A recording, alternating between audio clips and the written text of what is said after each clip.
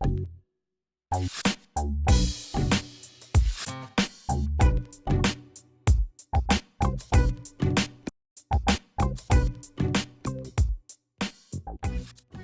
and welcome back to a new episode of the Good Old Podcast. I'm Jacquie Franciulli for Wahoo's 24/7.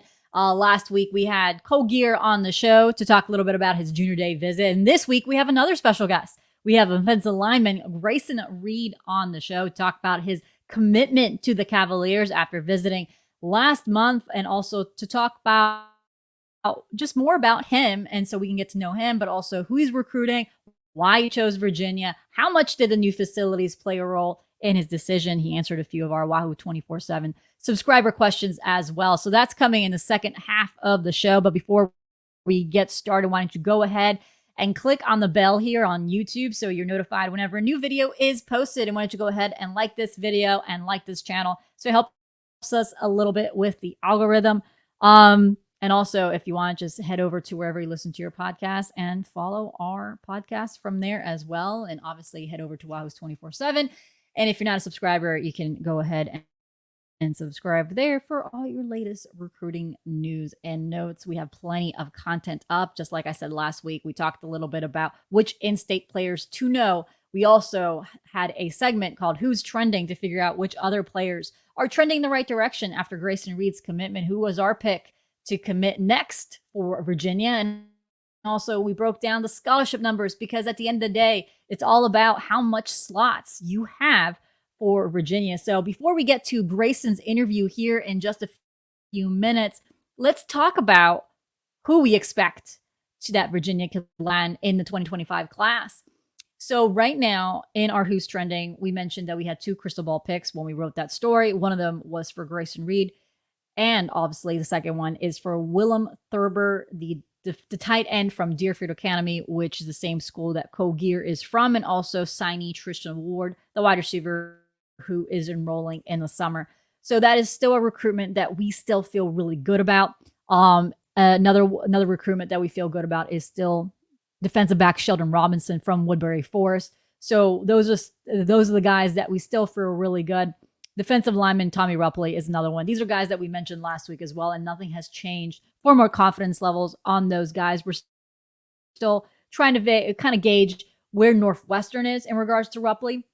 But again, those are the guys that we are still monitoring. And again, the Who's Trending is up on Wahoo's 24/7. It kind of gives you a load off on who's kind of trending higher right now, who's trending a little bit lower.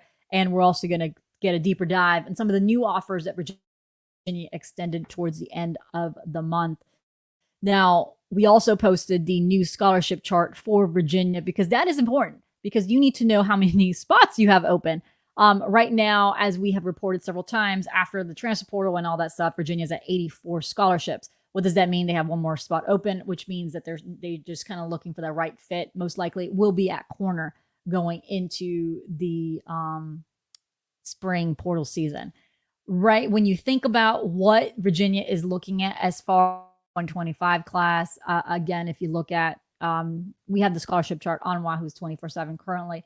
If you look at that right now, you're going to see that there's going to be 18 players that only have 1 year left of eligibility, which means their eligibility will lapse after the 2024 season, which means you already have 18 spots that will open up after next season. So that means we can kind of already think that this is going to be about an 18 signee class in high school and portal. It's hard to gauge if that's going to be the number because the portal kind of throws that in a little bit array. But you have a few guys also that might be considering NFL dreams, like wide receiver Malachi Fields is a guy that could be eligible to go into the NFL draft early if he so chooses. So again, it's something that we're still going to be monitoring a little bit as we kind of look forward here with Virginia, and all that's on Wahoo's 24/7. And it, especially with the COVID numbers, with the guys with extra COVID years coming towards an end, I believe the fall of 2025 would be the last bunch of COVID guys who would be going into the portal. Not going into the portal, but I mean, playing football. That's actually why a lot of the portal numbers are higher, is because of those extra years of eligibility that COVID gave athletes. So that's going to be in the fall of 2025. So things are going to probably be balancing out here soon. But some of the numbers that we expected, at quarterback, we're probably going to expect 1 to 2. Obviously, Cole Gear is already in the class. I expect them to be open to taking two running back. They're going to be going down to three. I expect them to take one or two at running back. At receiver with Robinson, they're about the numbers that they want. So if there's no attrition, it could be maybe one guy coming in too, but that's going to be reliant on attrition at that position. And, if Malachi Fields a possibility of going to the draft early if he has a good season in 2024. The tight end, they're going to lose two guys in Tyler Neville and Sage Ennis, both that have 1 year of eligibility. They're going to want to have two guys to replace them to keep those classes balanced. So again, you can go on Waz 24/7. I mean, all the numbers are there. Again, all these numbers are numbers that right now we're seeing those positions and those slots, but everything can be different in a month or two. I mean, there's spring portal that's coming up next. There's obviously the portal next December that could switch things up again. So again, this is all up in the air, but we can kind of get a good gauge of where things stand for Virginia and the scholarship as we look forward to 2025. So, and then on Wahoo's 24/7, some of the stuff that's going to be coming up on Wahoo's 24/7 with spring football coming up in just a little bit over a month now.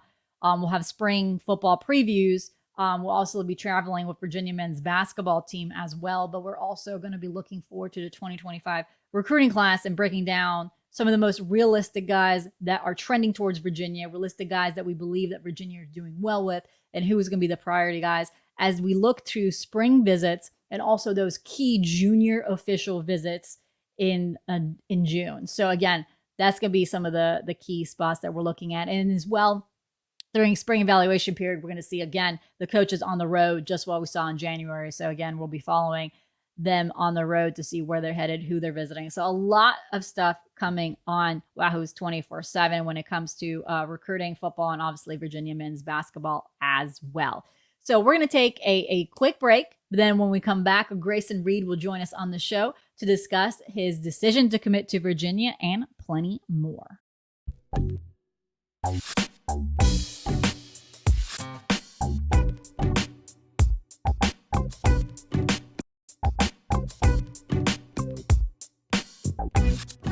And welcome back to the Good OL Podcast. I'm here with UVA offensive line commitment Grayson.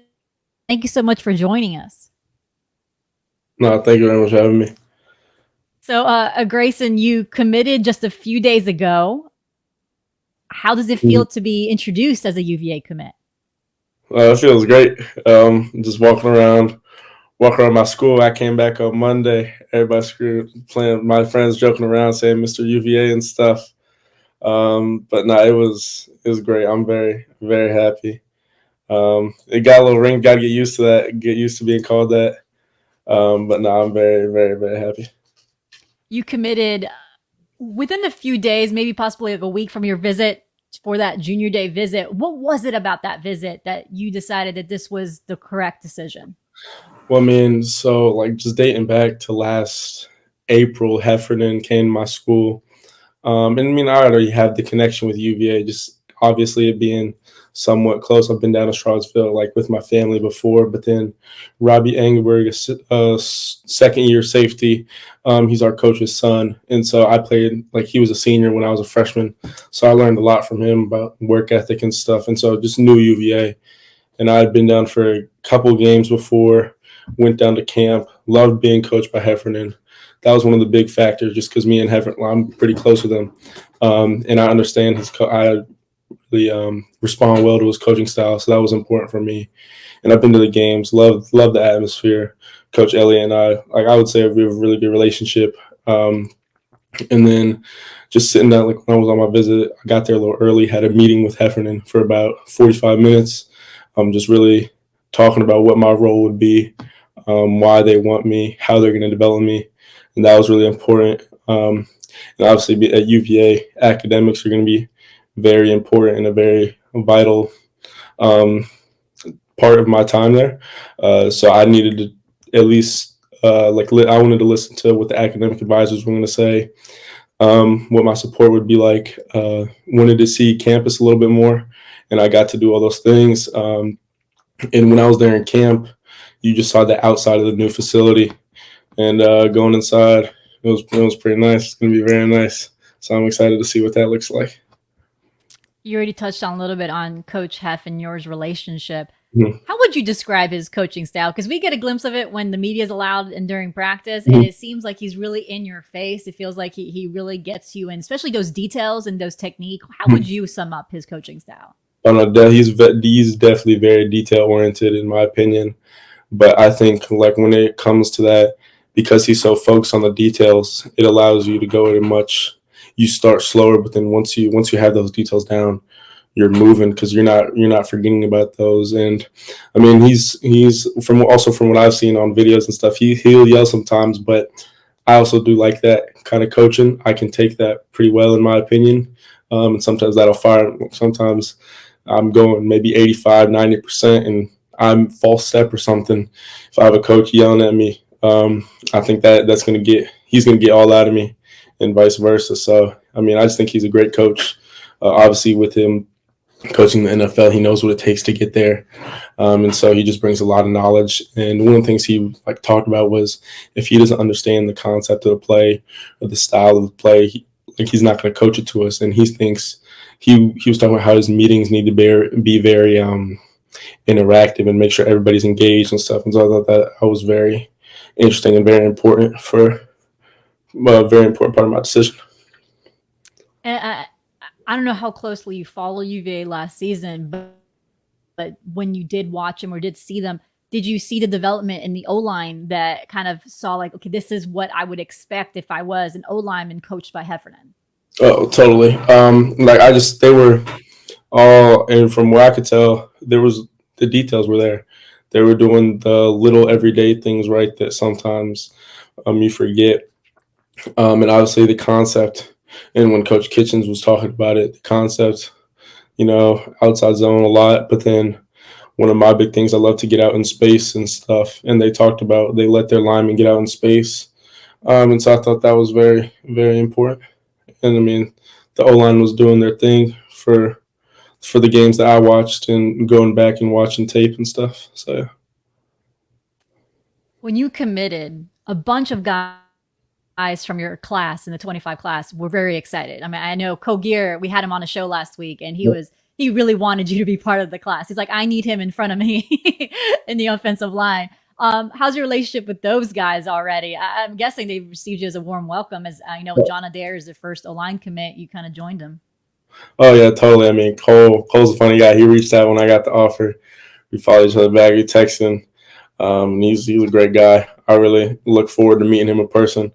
And then John, the Sunday after my visit, I don't know how he just got my number somehow, and he was like, "Hey, if you ever need anything, just let me know." I think that was really important to me because I mean, he didn't want to force anything onto me. He wanted to build that relationship, and so I look forward to meeting him too. And Isaiah Robinson also, he was pretty happy. I'm also looking forward to meeting everybody, and help building the class.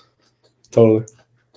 And then speaking of building the class, now you're part of the group that wants to recruit others. So do you have like a list? I know there's a lot of guys in the DMV, in the DC area, the Maryland, like in that Northern Virginia area. Do you have a list of guys that you're like, I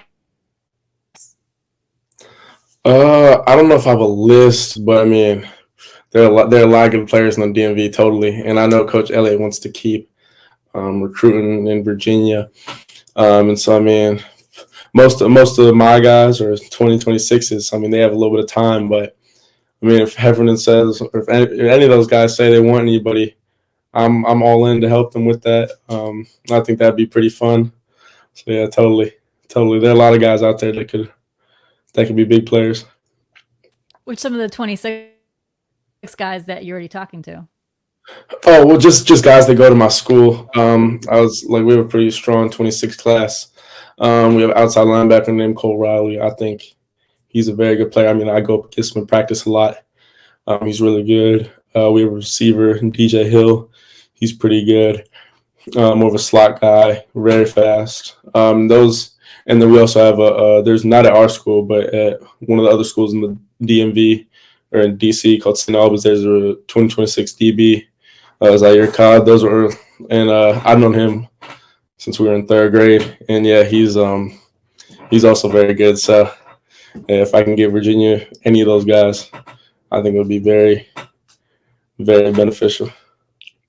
So, what is your recruiting pitch when you are appreciated how John kind of didn't push you, but at the same time, how would you sell Virginia to a recruit?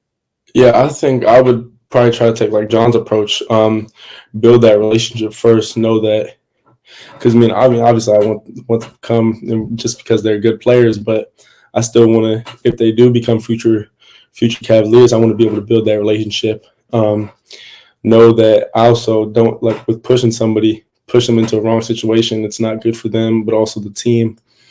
So I mean, like obviously the UVA speaks for itself. You know, high academic, like as they said, public. It's a public Ivy, and so I think for a lot of guys that's very important.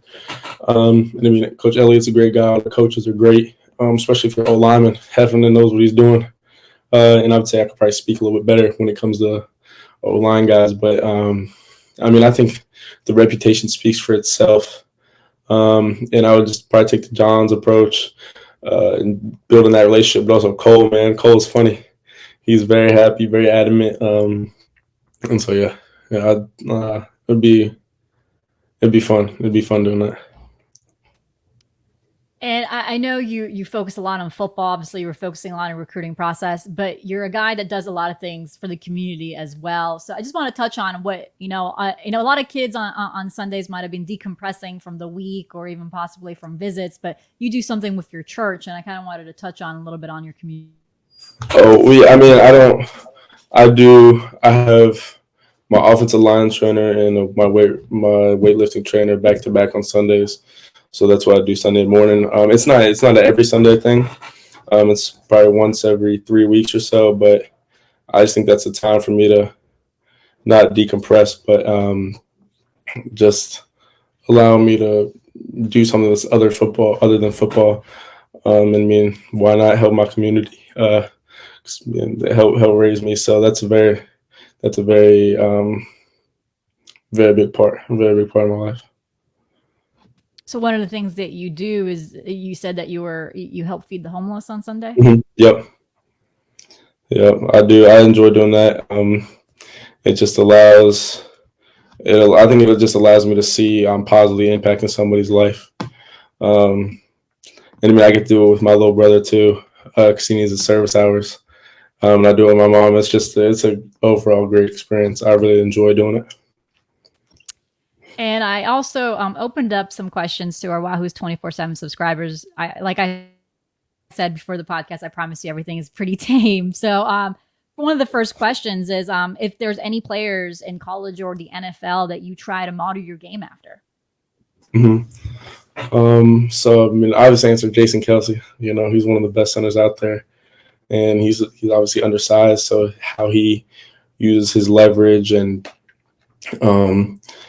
just how he plays the game. He's an elite player. But then also, like, when the documentary came out, how he is off the field, I think he's he embodies Philadelphia. He's a great father. And so I think that he's one of those guys. Obviously, Trent Williams, probably best tackle in the game. He's unbelievably fun to watch. Same with Penei Sewell, both two like mobile guys. When I'm in high school, because I play tackle, so just seeing how they get out in space, how they move, how they really like learn to perfect their craft, but also adapt with the new strategies of the game. You say you played tackle in high school, but did Virginia say that you were going to be a versatile guy, or did they talk to you even a little bit about where they see you? Oh no, they see me an interior guy, most likely center, and I mean I'm perfectly okay with that. Just as long as I can work and get myself on the field, I don't care where I'm playing. I just want to play. One of the next questions is, would you have committed to Virginia if you didn't see the investment that they've been putting on football, like with the new facilities? How important was that for you to see? I mean, that's obviously nice to see that they do trust Coach Elliott and the football team. But I mean, I think one of the main reasons I did commit to Virginia was because of the academics and support that came with that, but then also the trust I have with Heffernan and Elliott. I do believe that they wanted to, and not that other programs didn't, but I just felt with them a really great bond, and them wanting to see me succeed as a man on and off the field.